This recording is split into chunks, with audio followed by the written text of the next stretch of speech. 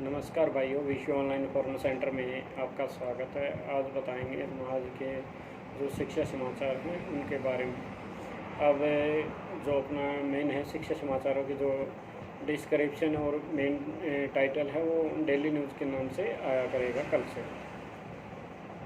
तो आज की जो पहली न्यूज़ है कि हरियाणा बोर्ड की तरफ से है कि हरियाणा बोर्ड ने 10वीं और 12वीं की परीक्षाओं को 10वीं की परीक्षा को तो रद्द कर दिया गया। 12वीं की परीक्षा को सीबीएसई के बाद हरियाणा बोर्ड ने भी अब कुछ टाइम के लिए स्थगित कर दिया गया है, पोस्टपोन कर दिया गया है। और 10वीं के जो बच्चे हैं फैसला बाद में लिया जाएगा कि उनको पास करना है या जो भी उनके एग्ज़ाम दोबारा होंगे या किस आधार पे उनके नंबर लगाए जाएंगे, तो इसका फैसला बाद में होगा। फ़िलहाल भिवानी बोर्ड की तरफ से यही न्यूज़ है कि 10वीं के पेपरों को रद्द किया गया, कैंसिल किया गया और 12वीं के पेपरों को पोस्टपोन किया गया। अगली न्यूज़ एग्ज़ाम स्टार्ट होने से पहले 15 दिन पहले न्यूज़ दे दी जाएगी।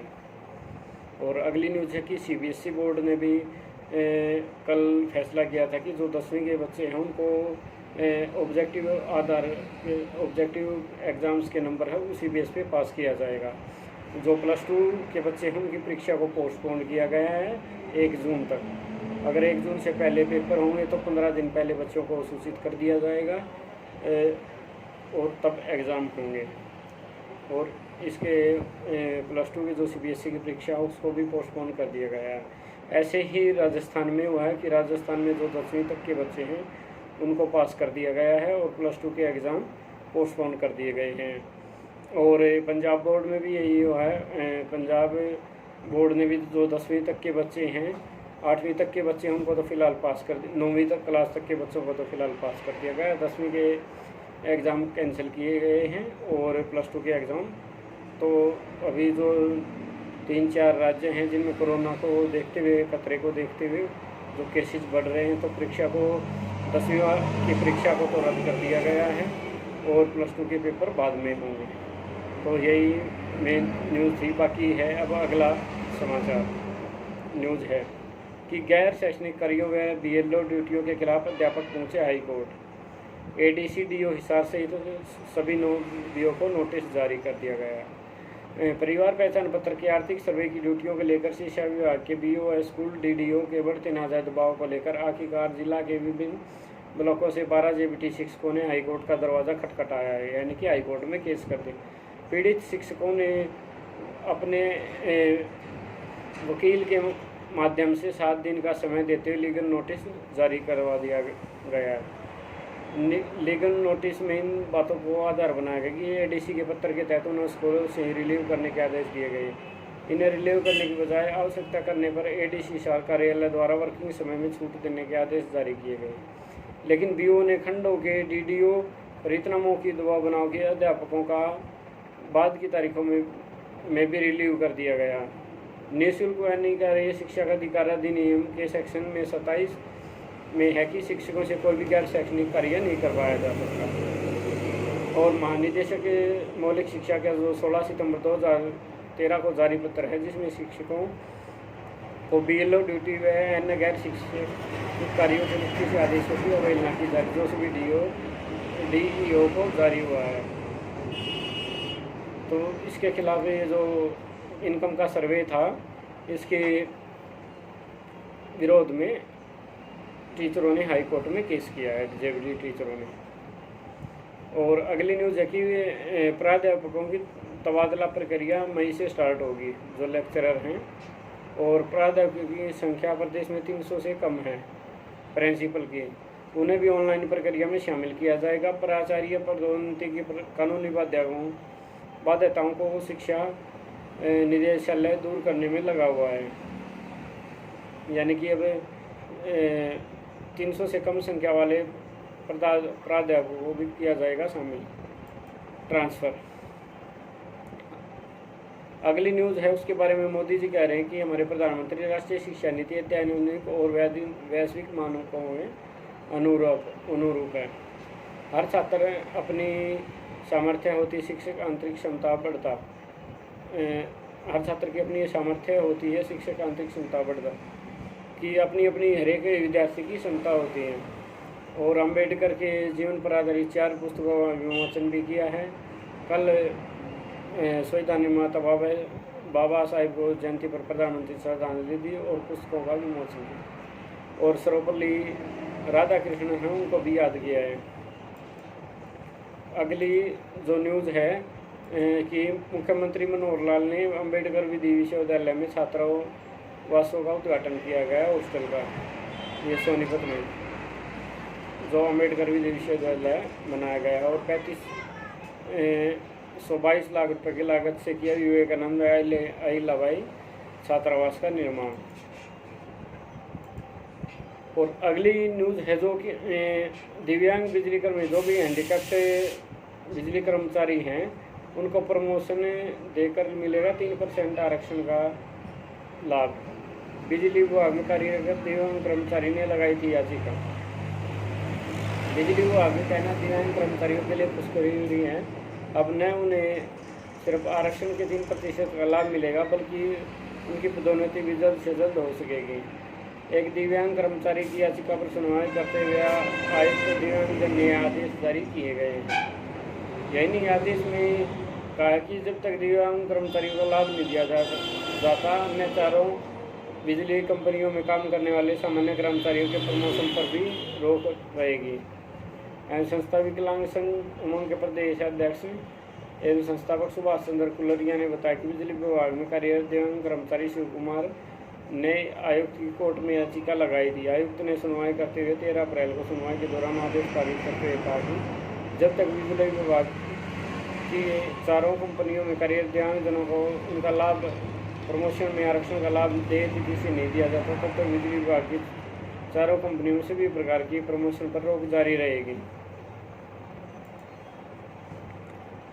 और अगले जो न्यूज़ है वो है कि एक दिन में 37 शिक्षकों में 345 केस मिले हैं और 100 सैंपलों में से 38 से ज़्यादा पॉजिटिव है। ये खाली सोनीपत की न्यूज़ है कि सोनीपत में एक दिन में 100 से ज़्यादा केस आए हैं। और अगली न्यूज़ ये इनकम वेरिफिकेशन से ये फैमिली आईडी के शिक्षकों ने भाई ड्यूटी का किया बहिष्कार, क्योंकि रोज़ टीचर हर एक जगह के कहीं ना कहीं बहिष्कार कर रहे हैं। और अगली न्यूज़ है सुप्रीम कोर्ट से कि पेशेवर शिक्षा देना राज्य की दरिया दिल्ली ने दायित्व है। सुप्रीम कोर्ट ने कहा कि पेशेवर शिक्षा तक पहुंच उपलब्ध कराना राज्य सरकार की दरिया दिल्ली नहीं बल्कि दायित्व है। न्यायालय ने कहा कि ये दायित्व उन छात्रों के लिए कहीं ज़्यादा महत्व रखता है जिनकी पृष्ठभूमि को गुणवत्तापूर्ण शिक्षा तक पहुँच की राह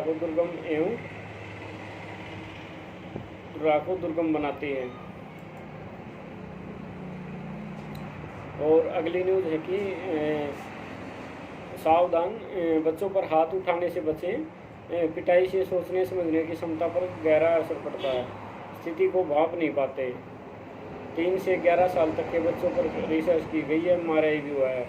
अमेरिका, UK सहित कई देशों में बच्चों को शारीरिक दंड देना अपराध है। हार्वर्ड के वैज्ञानिक बोले पिटाई से बच्चों में दिमागी कुपोषण और मानसिक विकृति आती है, क्योंकि जो इनमें 3 से रिसर्च के दौरान 3 से 11 साल तक के बच्चों के शरीर पर पिटाई के प्रभाव से मिले डाटा का विश्लेषण किया। हमने मैग्नेटिक रिसोर्स में MRI मशीन के जरिए सभी बच्चों की जांच की। यह मशीन मजबूत चुंबकीय क्षेत्र और रेडियो तरंगों का उपयोग कर शरीर के अंदर की विस्तृत इमेज तैयार करती है। इसमें 2 तरह के थे, कुछ बच्चों के चेहरे ट्रेस में जबकि बाकी के चेहरे स्वाभाविक यानी सामान्य भाव लिए थे। हमने डेटा का अनुमान आधार पर इससे पता चला 2 बच्चे हिंसा का शिकार हुए हैं, उनका न्यूरल रिस्पॉन्स दिमाग की तरफ सामान्य बच्चों के मुकाबले काफ़ी कम थी।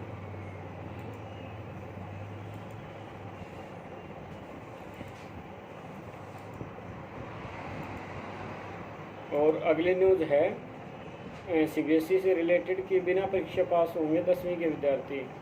ये हमारे जो एजुकेशन मिनिस्टर रमेश पोखरियाल निशंक इनका बयान है। अभिभावक की तरह चिंतित के प्रधानमंत्री मोदी। तो ये न्यूज़ इसी से रिलेटेड है।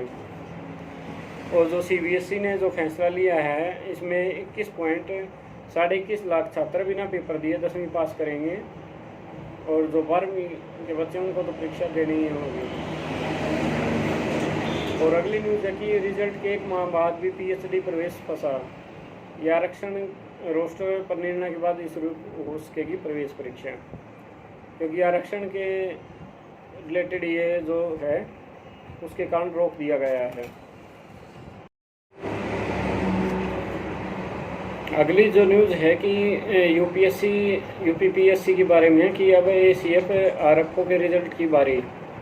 जो अगले रिजल्ट आएंगे उत्तर प्रदेश लोक सेवा आयोग है, उसके आरक्षकों के 12 पदों की भर्ती के लिए पूरी हो चुकी है इंटरव्यू प्रक्रिया।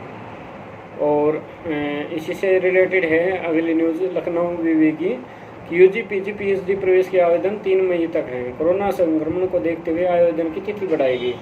इसकी आवेदन की तिथि जो पहले 30 अप्रैल थी, लखनऊ विश्वविद्यालय विवि प्रशासन के नाम पीएचडी रेगुलर एवं पार्ट टाइम पाठ्यक्रमों की 17, 20, 21 की आवेदन फॉर्म तिथि को 15 अप्रैल से बढ़ाकर 3 मई कर दिया गया। इसी क्रम में नए 17, 21, 22 के स्नातक एवं पाठ्यक्रमों में बीएलएड पाठ्यक्रम में आवेदन की अंतिम तिथि पहले 20 अप्रैल से बढ़ाकर 3 मई कर दिया गया। प्रास्नातक पाठ्यक्रमों के आवेदन की तिथि जो 30 अप्रैल थी से 3 मई तक बढ़ा दिया गया है। विवि के प्रवक्ता डॉक्टर दुर्गेश श्रीवास्तव ने बताया कि स्नातक प्रोफेशनल पाठ्यक्रमों BBBCA एवं प्रास्नातक प्रबंधन पाठ्यक्रमों MBA है MTTM होटल मैनेजमेंट में प्रवेश आवेदन की तिथि को भी बढ़ाकर 3 मई तक कर दिया गया है। और इसके लिए आप जो वेबसाइट है ये www.lkouniv.ac.in पर लॉगिन करके एडमिशन पेज पर जाकर आवेदन कर सकते हैं।